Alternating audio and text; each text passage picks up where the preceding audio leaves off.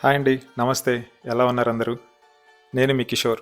Indian explore కేకేకి స్వాగతం. And మనం ఇప్పుడు డే 2 గురించి చెప్పుకుందాం. మనము రామ్‌టెక్ టెంపుల్‌కి వెళ్తున్నాము. ఇది నాగ్‌పూర్ నుంచి అరౌండ్ 45 కిలోమీటర్స్ దూరంలో ఉందన్నమాట. ఇది మనం ప్రయాణించేటప్పుడు చిన్న ఘాట్ రోడ్ వస్తుంది. ఆ ఘాట్ రోడ్‌ని దాటుకొని కొంచెం ముందుకెళ్తే మనకి కొండపైన రామ్‌టెక్ దేవాలయం ఉంటుంది. రామ్‌టెక్ మందిరాన్ని ఒక ప్రాంగణం మొత్తం అంతా ఒక కోటలాగా నిర్మించారు ఇది. అలాగే మనము ఎంటర్ అవుతానే కొండపైకి మొదట్లో మనకి కోనేరు కనిపిస్తుంది. అలాగే ఆ కోనేరుని అలా చూసుకొని కొంచెం ముందుకెళ్తే మనకి పార్కింగ్ అంతా ఉంటుంది. అక్కడ మనం వెహికల్‌ని పార్క్ చేసేసుకొని ఇంక అలాగే దర్శనానికి బయలుదేరామనమాట. ఈ టెంపుల్ గురించి తెలుసుకునేదానికి హిందూ పురాణం ప్రకారము శ్రీరాముడు వనవాసంలో సీతమ్మతో, లక్ష్మణుడితో కలిసి ఇక్కడ విశ్రాంతి తీసుకున్నారని నమ్మకం. టెక్ అంటే ప్రతిజ్ఞ లేదా వ్రతం అనే అర్థం వస్తుంది. రావణాసురుడు వంటి దుష్ట శక్తులను సంహరిస్తానని శ్రీరాముడు ఇక్కడే ప్రతిజ్ఞ చేశాడని కథనం ఉంది. అందుకే ఈ ప్రాంతాన్ని రామ్‌టెక్ అనే పేరుతో చెప్తూ ఉంటారు.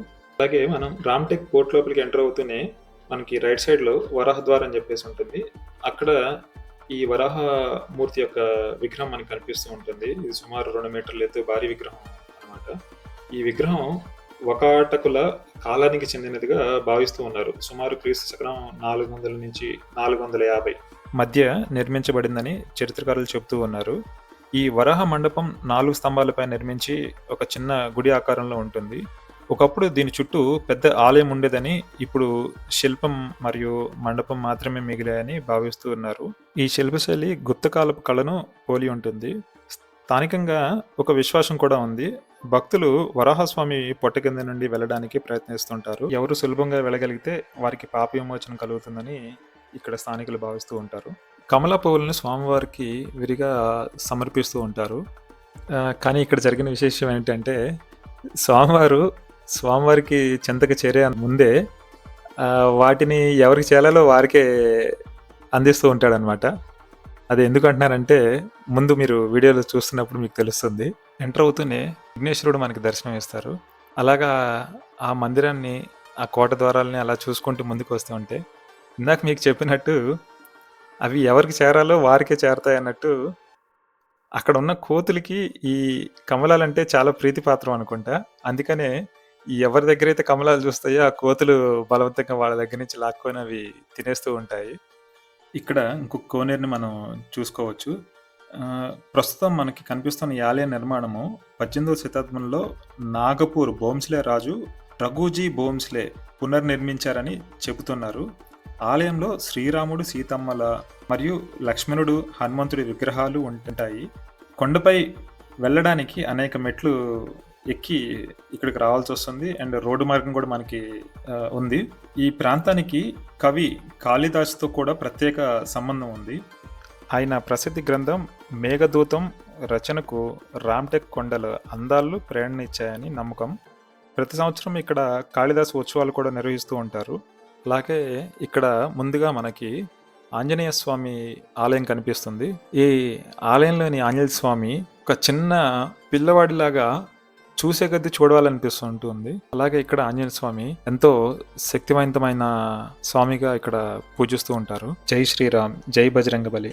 అలాగే ఇప్పుడు ప్రభుత్వం రామ్‌టెక్ టెంపుల్ని హెరిటేజ్ కారిడార్గా అభివృద్ధి చేస్తూ ఉంది. అలాగే ఈ ప్రాంతం పురాతన కోట మరియు ఆలయ సముదాయాలతో ప్రసిద్ధి చెందింది. ఆలయాల చుట్టూ ఉన్న కోట గోడలు చారిత్రక ప్రాధాన్యం కలిగి ఉంటాయి. పురాతన కాలంలో ఇది ఒక ముఖ్యమైన ధార్మిక కేంద్రంగా ఉండేది. కొండపై ఉన్న ఈ ఆలయం ప్రశాంత వాతావరణంలో ఉంటుంది. మనము సందర్శించడానికి కరెక్ట్ అయిన సమయం అంటే అక్టోబర్ నుండి ఫిబ్రవరి వరకు అనుకోవచ్చు. ఎందుకంటే ఎండాకాలంలో ఇక్కడ బాగా వేడి ఎక్కువగా ఉంటుంది. మనం గుడిలోకి ఎంటర్ అవుతూనే రాముల వారిని, సీతమ్మ తల్లిని దర్శించుకోవచ్చు.